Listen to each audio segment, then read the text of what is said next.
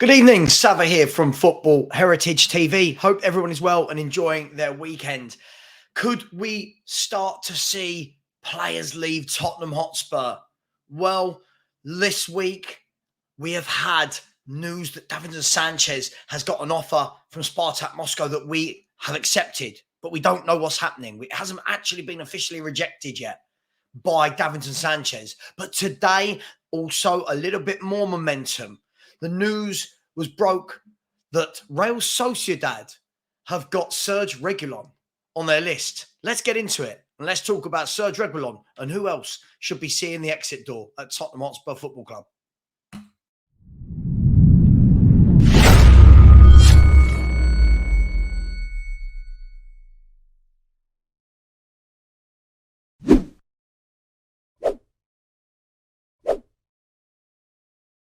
Yes, good afternoon, good evening, depending on the time, wherever you are. Yes, so Serge Reguilon is wanted by Real Sociedad. Now, how do we all feel about this? It's a big squad at Tottenham. It's an overinflated squad, if we're completely honest. And let's be truthful about this. Does anyone really want to keep Serge Reguilon? Would you keep him or would you cash in? Let's break it down. So this is what Fabrizio Romano reported earlier this afternoon.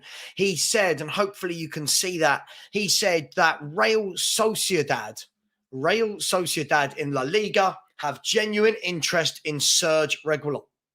He's one of the options as a new left back. Deal is not advanced yet. It's at early stages as of now. Now, let's be brutally honest. If I'm completely honest with you about this, right? Serge Reguilon, for me, is a player that flatters to deceive. Came through at Real Madrid, hasn't ever really settled anywhere. Isn't the player that we thought we were getting. He came over in 2020, same time that we got Gareth Bale back on loan. And Gareth Bale told us that we were getting a really exciting left back that gets forward, scores goals, he's rapid. We've not quite seen that in a Spurs shirt, have we? So I just wanted to have a look. Before we talk about selling him or not, I just wanted to have a little look at some of his details. So if we actually go to his Wikipedia page, and hopefully, again, you can all see this. His Wikipedia page is quite funny because if you look at this, it looks like he's been around forever. He's 26 years of age. It looks like he's been around.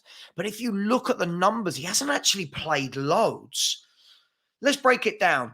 So not counting the Real Madrid Castilla and his loan to Logroñés, he started at Real Madrid in 2018, 2019, only played 14 games in that first season. His second season, he was actually sent on loan again to Seville. So he only played like 14 times for Real Madrid, 22 in all competition, but 14 in the league. So he played 22 games for Madrid, then was sent out on loan to Sevilla. Now, look, he was part of the team that won a European competition when he was there. But then he was sold to Tottenham. So in the space of 3 seasons, he's played 22 games for Madrid, then had a season on loan at Sevilla, then came to Tottenham. First season, 27 league games, 36 overall, and 25 in his second season, 31 overall. Then wasn't fancied and went out on loan to Atletico Madrid. Now, when you look at that, the worrying thing would be for me, why hasn't he settled anywhere? So if you look in the space of the last 4 years, he's played for 4 different football clubs. Now, that would be a worry for me as to why is no one settling on this guy? Why is he being linked with another move away? Why can't he hold down a first team place? He's also had 6 caps for Spain, but hasn't been called up for them for a number of years now. His last appearance was in 2021. So I'll ask you this. If you've got a player that looks to be a bit flaky like that can't seem to hold down a place, would you keep him? Is that good money to be made? Now, obviously, there's no fee associated to that, but we need to get rid of players, don't we? And this, for me, should definitely be an option that we look at. at getting some funds into the football club. Now, I'm not saying we should have to sell to buy more players, but it's quite clear that that's what's going on at Tottenham Hotspur at the moment. And for me, Serge Reguilon is definitely in that for sale bracket. Have we got cover on the left-hand side? We've got Ben Davies that can play left back. You've got Udogie, Destiny Udogie, depending on how you say his name. He can play left back. Ryan Sessegnon, is he a left back? Is he a left wing back? He can do a job there. So I think we're covered in that area. And for me, I think it would be good to get some money in for him. But the worrying thing about that statement, the worrying thing again is not at advanced stages. Where have we seen this before? We had it with the Ndombele links away, didn't we? We had it with the Davinson Sanchez links away, as I said at the beginning. What's happened to Davinson Sanchez? Is he going? We saw that he had a bid from Galatasaray. I don't know really what happened there. It kind of went quiet. Then last week it was, will he accept the offer at Spartak Moscow? That's gone quite quiet. So you've got Reggie. You would say Davinson Sanchez should be on that list who can go. For me, I would definitely put Pierre Højbjerg into that bracket. Again, talks for a couple of weeks now that he's going to Atletico Madrid. That hasn't materialised. Reports this morning that they want to pay 25 million euros. We want 40 million euros. You've seen this game before with Daniel Levy. We've seen how this pans out. But who else would you let go of? Players that a lot of fans have been talking about, yeah, get him out. Doesn't seem to be a lot happening. The likes of Joe Rodon. Where's Joe Rodon going? Is he going? Dyer. Everything looks like he's staying. Davis is staying. But Tanganga, Rodon, Sanchez, Reggie. For me, Cess should go. Only I think his injury is saving him at the moment. Perisic, another one. You would probably say he could go and free up some space. Jed Spence. What's happening with Jed Spence? Is he staying? Is he going? Let me know in the comments as you're watching this. Which of these players would you keep and which would you sell? You go into midfield. Skippy's going to stay. Of course he is. But what's happening with Ndombele? What's happening with Lo Celso? You've got Højbjerg, Ndombele, Lo Celso, Sarr, Basuma, Skip, Bentancur, Devine. Lots of central midfielders in there. And we're only playing once a week. Surely a couple, 2 to 3 of those, surely have to move on, don't they? Then you look at Brian Hill.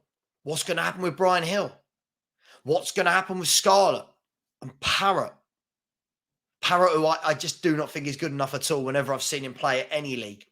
But what's going to happen with him?